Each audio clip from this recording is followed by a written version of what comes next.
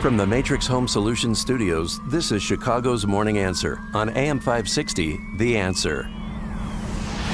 Listen to AM 560 The Answer online at 560theanswer.com, on the AM 560 mobile app, on your Alexa-powered smart speaker, and on TuneIn, iHeart, and on Odyssey. If you're looking for the latest news, insight into what it means, and the sharpest opinion, there's only one station in Chicago where you can turn, and it's this one. We're AM 560, The Answer. Top of the morning, Dan and Amy. We are getting some really interesting comments, explanations, cover stories for this $3.5 to $5.5 trillion socialist spendathon that Democrat socialists are trying to ram through Congress to get to Biden's desk. Jen Psaki is the White House spokesman and that's the chief propagandist. And but she's had a couple of moments this week. Should a doozy. Some have expressed publicly that they're not comfortable with 3.5, even though zero costs $0. Cost $0. Our friend John Gabriel from Ricochet.com had a good tweet in response to that. If your mortgage is $1,500 a month and you earn $1,500 a month, your house is free. That's the Jen Psaki argument. Oh, my gosh. And also this, too, in terms of the tax side. Well, what about companies that just pass on the new taxes that are imposed to their customers, and thus those are backdoor tax increases through loss of purchasing power on every American, including all those making less than $400,000? Obviously, the president's commitment remains not raising taxes for anyone making less than $400,000 a year. There are some, and I'm not sure if this is the case in this report, who argue that in the past, companies have passed on these costs to consumers. I'm not sure if that's the argument being made in this report.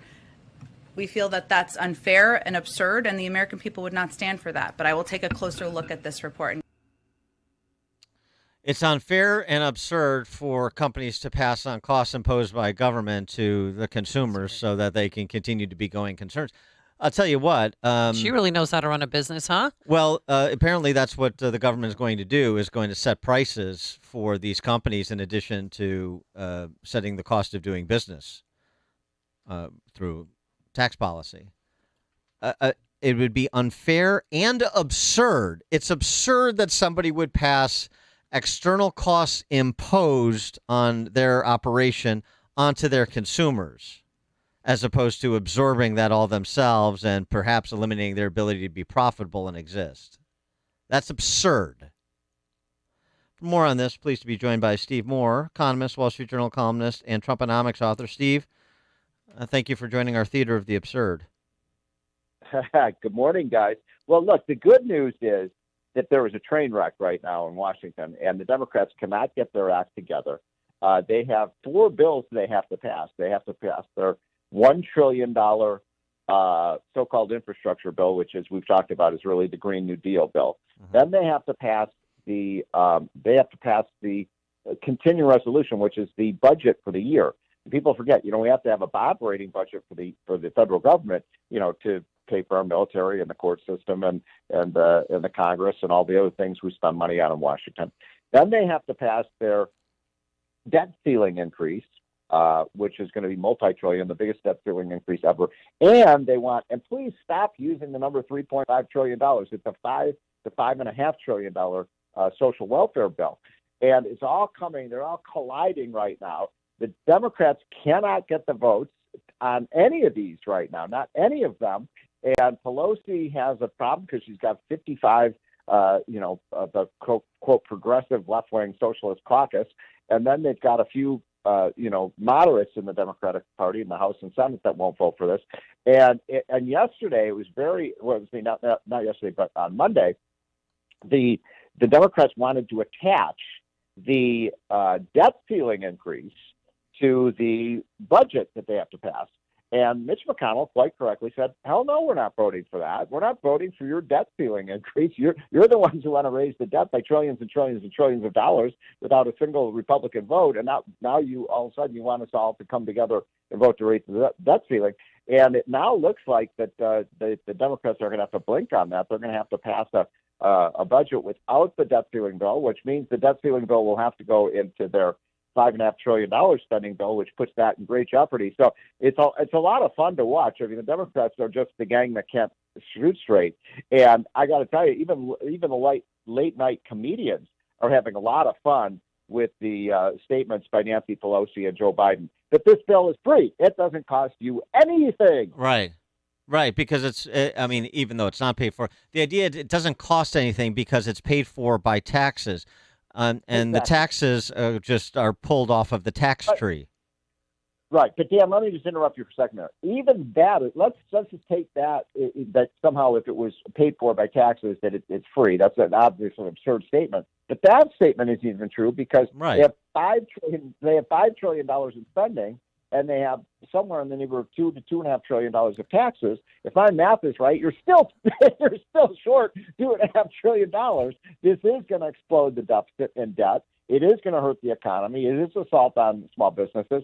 And I got to tell you, right now, I think they're having a devil of a time getting any of this stuff passed.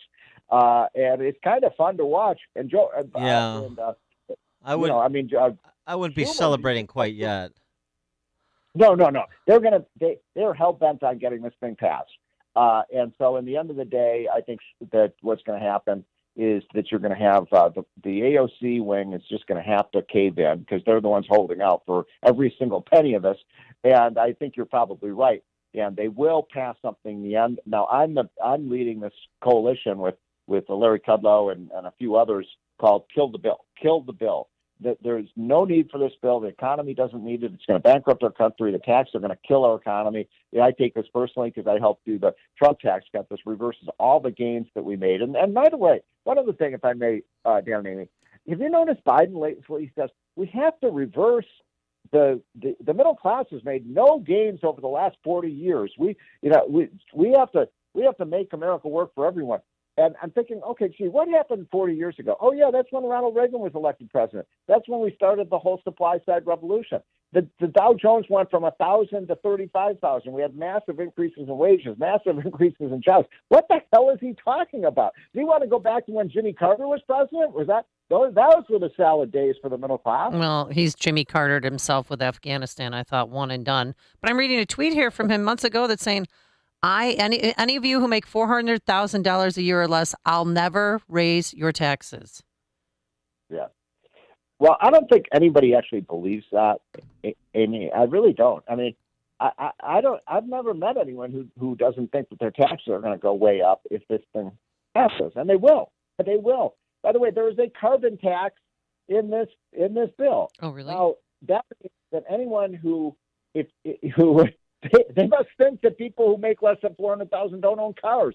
They must think that people who own less than $400,000 don't flick on a light bulb. I mean, come on. If you use energy, you're going to pay more taxes because they're Green New Deal stuff, and that is a tax on everybody, not only people who make less than $400,000. So really, really absurd stuff that's coming out of these people. They're fuming right now. Chuck Schumer, I mean, he lost it the other night on the Senate floor after the Republicans wouldn't vote for his debt ceiling increase. He's going, this is the most irresponsible bill I've ever seen in my years in the United States Senate. The Republicans are the party that will not pay our debts, and they're going to cause a financial catastrophe. I'm like, what is he talking about? The financial catastrophe is that they want to spend $10 trillion this year. Well, they act as if it's the Republicans. Yeah, and the other thing too, I thought John Thune's response was great. You want to pass all this spending with 51 votes? Well, pass the debt ceiling increase with 51 votes. Yes, that's exactly right. That's exactly right. And the media has been so compliant in this tirade by people like Chuck Schumer, saying, "Oh, the Republicans are risking that we're going to default on our debt." No, they're not. The Republicans are not. The Democrats could go to the Senate floor tomorrow and pass a debt ceiling bill. They have 50 votes, and they have Kamala Harris. So go and do it. They want the Republicans to take the blame for their debt. And by the way, that would be, if Republicans did that, they would be enabling the Democrats to pass this bill. And incidentally, the number one pay for in their so-called free bill is raising the debt ceiling. They can't do this if they don't raise the debt ceiling. So how is it free? Well, here's the thing, too. these statements from a couple of months ago by John Yarmouth, who's a Democrat from Kentucky, House Budget Committee chairman, not one of the Socialist Spice Girls, Democrat from the Louisville area. This seems to me sort of central to the discussion. We talked about it a bit yesterday, but this is the philosophy of the Democrat Socialist Party writ large, beyond the progressive, so-called progressive caucus. We are not like businesses. We are not like families. We are not like state governments. We are not like local governments. We don't have to balance our checkbook. We are like the banker in Monopoly. We create the money. We hand out the money. Everybody else plays the game with it. They're the banker in the game of Monopoly. We create the money, we hand out the money, everyone plays by the rules, and the only restraint on his interpretation of modern monetary theory is we just have to, properly calibrate how much money is in the economy at any point in time, so that it's not too much money in at any point in time. So, do you guys remember, like 3 or 4 years ago, because we've been doing the show together for a long time, when they first came out with this crackpot idea, modern monetary theory, we were all kind of laughing at the stupidity of this idea that the country can just be borrowing and borrowing and borrowing ad infinitum, and it's not going to cause any kind of financial crisis. No problem at all.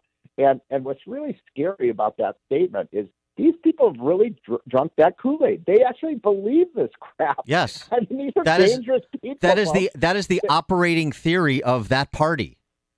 Exactly. They believe that they can borrow our way to prosperity and tax our way to prosperity and massive trillions of dollars. And by the way, the 10-year Treasury bill started rising again yesterday, a big jump in the Treasury bill. If they're wrong and these interest rates start rising again, which I think they probably will, I mean, who would buy a 10-year Treasury at 1.5%? Then we're going to be in a hell of a bind, because every time the interest rates go up, the debt goes up by another $1 trillion.